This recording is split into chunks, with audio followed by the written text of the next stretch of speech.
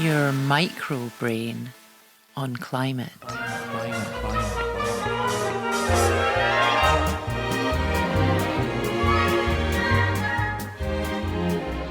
Hello and welcome to this micro episode of Your Brain on Climate. I'm Dave and I've just had my tea. Now, last week at work was busy. I mostly work from home. On the Tuesday last week, I started work early and I worked late. I did something like a 12-hour day. Boo-hoo, poor me, but the planet doesn't save itself, you know, and I know loads of people work that long. It's not really the point I'm trying to make. At the end of that day, I realised that I hadn't done two things all day. Firstly, I hadn't left the house, like I'd barely moved all day. My Apple Watch, which enjoys congratulating me whenever I do a very elementary amount of physical exercise, didn't congratulate me at all last Tuesday. I mean, I like to think my brain had used some calories, but my body hadn't. And secondly, though, while we're on the subject of calories, I realised that I hadn't had a proper lunch. I just kind of shoveled in some bread to my gob and carried on working. So it's hardly a surprise, therefore, that at the end of that 12-hour day, I felt pretty done in. Hello, how are you? I'm tired. I'm hungry.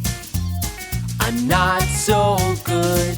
I'm tired. Now, the thing is this, people. We need you at your sharpest and your most well-nutritioned if we are to save the planet. Your brain needs fuel. You are what you eat, and if what you eat, like me, is shit, then don't be surprised if your brain, like mine, feels like it's full of fluff. I spend a lot of time on this show talking about things that our brains think. Psychology stuff, philosophy stuff, and like how to harness the amazing power of the human brain to save the planet, not gnaws it up. But way back at the start of Your Brain on Climate, episode 2 it was, I had a slightly different chat about the most fundamental thing of all, the stuff that makes your brain work in the first place. I had a brilliant natter with the psychologist, nutritionist, author and science communicator Kimberly Wilson, all about food. You'll know Kimberly from all sorts of things, I reckon, like the BBC podcast Complex, and if you cast your memory back, as a contestant on the Great British Bake Off about 10 or more years ago now. Now, Kimberly's main thing is the link between diet and mental health. You are what you eat, Kimberly says. Your brain is made of food, like literally made of it. The fats, the amino acids, the micronutrients, what you consume, they are the building blocks of your neural tissue and your grey matter.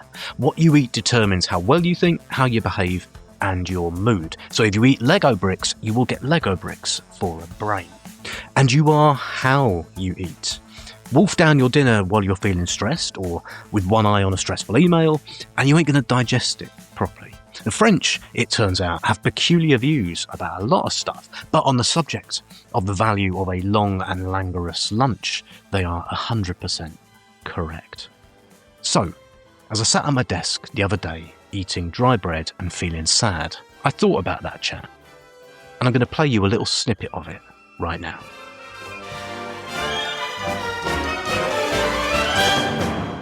I have been working for years and years and years and years and years on climate changey sort of stuff. Not just exclusively climate changey sort of stuff, like other green things. hippie things, right?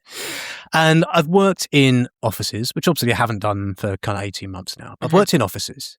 And one thing I would say is not entirely true, but quite consistently true, is that people don't eat lunch properly. They will either A, I definitely include myself in this, right? They will either A, sit at their desk because there's too much to do and everything is busy and the planet is burning and they haven't got time, and they'll just sort of shove some bread in their face or something and barely chew it and it goes down. Or they'll go to a greasy spoon and they'll have a plate of chips or beans or something like that.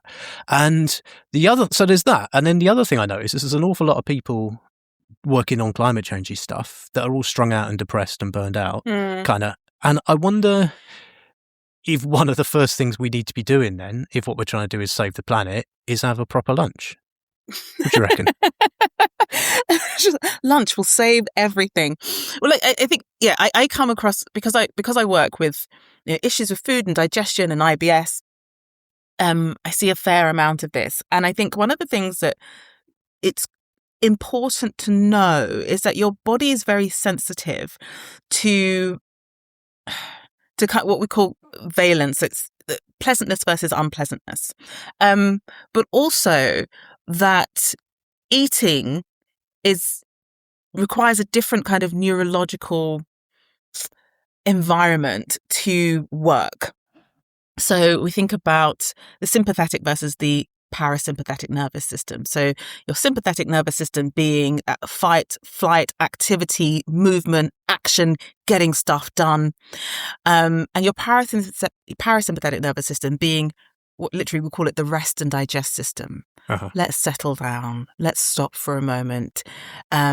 Let's just allow our food to digest. And so those are different. It's like a seesaw. One is on and one is off. You cannot be stressed and active and moving and eating and digesting properly at the same time. It will not work, because what happens when you're stressed is that your bloodstream is divested. It's moved away from the gut into your limbs so that you can get on, or into your brain so that you can get on and do the thing that you're doing. And so your digestion will slow when you're stressed or when you're working very hard, when you're concentrating and focusing. And so trying to eat whilst checking emails or on the phone or, in the middle of a busy meeting is bloody Twitter. Or or read like doom scrolling on Twitter is a terrible idea in terms of digestion. And it kind of gives your body this kind of mixed signal, which is we're kind of stressed and worried and anxious, but we're trying to be in this other state to allow digestion to happen. You will not be able to digest your food properly. Your digestion will be slowed. It will be slightly erratic. There won't, it won't be comfortable. It's crazy. And so stopping for that half hour and just taking yourself away, being away from a screen or going for a walk, I tell people, I want you to just take 3 long controlled breaths before you start eating, just to give your body the signal that it's time to move into digestion mode now. So eat the right stuff and then actually give yourself time to eat it. And it's not a small thing, right? Like what you eat will affect your brain power, which and how you eat will affect your mood in ways that really matter. Like if you're trying to save the planet or indeed do anything decent, like we need you at your sharpest, right? And if that means, I don't know, you maybe have a longer lunch break and you don't do one other task you're going to do, on balance, that's better. Yeah. I think you'll end up, most of the studies show that you'll end up being more productive when you give yourself adequate rest, because then you're not running on fumes. So your body has a chance to recover and come back. But also, we need, in order to answer the big questions that we're all facing at the moment, whether it's kind of international migration or climate change, we need good brains, right? We need well-fed, well-rested, well-developed brains in order to do that work. And one of the big concerns for a lot of the researchers is that because of our diets, because of the way that we're eating, something called the Flynn effect is reversing. So the Flynn effect is the way that global IQs have been increasing basically since records began because of improvements in education, healthcare and nutrition. But since the 70s, the Flynn effect has been reversing. So we're actually getting stupider. We are eating ourselves stupid, is what you're about to say. I might use that as a title for my next book.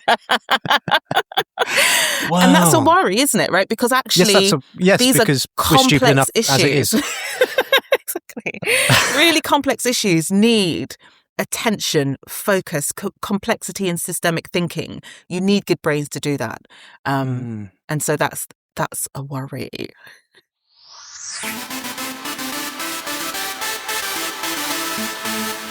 Your micro brain on climate.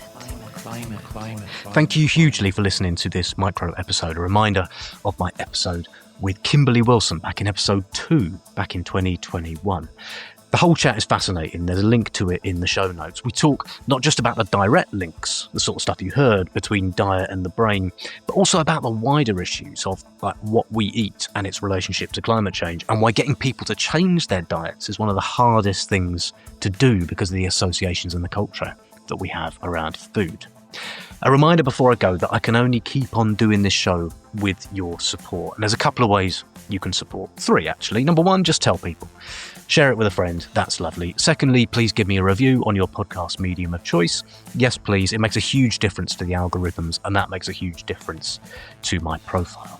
And if you're feeling particularly moved to support this one-man operation with your love and your dosh, you can chip in a couple of quid over at patreon.com/yourbrainonclimate. Go on. You know you want to. I'll be back soon with a new full-length episode. Until then, well, look, I hope your lunch is lovely. And remember, the revolution will not be won on dry bread inhaled over an email. Okay, bye.